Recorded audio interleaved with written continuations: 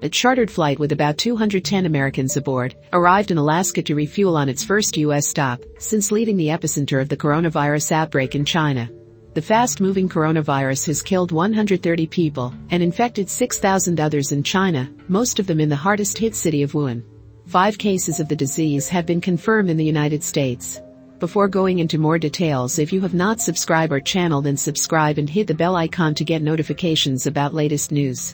The flight, chartered by the State Department, left Wuhan on Wednesday local time and stopped to refuel in Anchorage, Alaska. From there, it will head to the March Air Reserve Base near Riverside, California, where it'll arrive early Wednesday. The flight was originally planned to land at the civilian Ontario International Airport, about 35 miles from Los Angeles. It's not immediately clear why the itinerary was changed from the civilian airport to a military base. Kurt Hagman, a San Bernardino County Commissioner who is on the board of the Ontario Airport, said they were informed Tuesday night that the plane will not land there. The passengers will go through a series of screenings during the trip and after they land, officials said.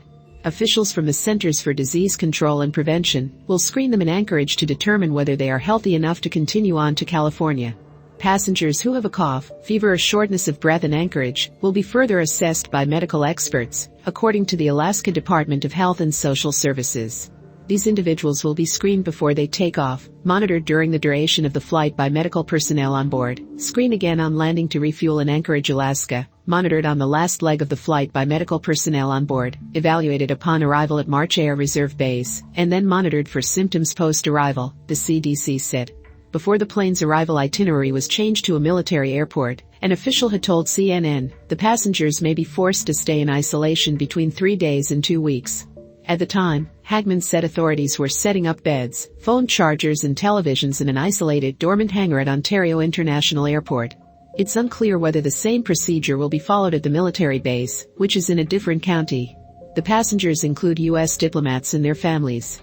The State Department had said American citizens could also board on a reimbursable basis if space was available. While there are about 1,000 Americans living in Wuhan, priority was given to U.S. citizens who are most at risk for contracting coronavirus if they stay in the city, the State Department said. It said it was unable to accommodate everyone due to space limitations, but it's working to identify alternative routes for U.S. citizens to depart Wuhan by land.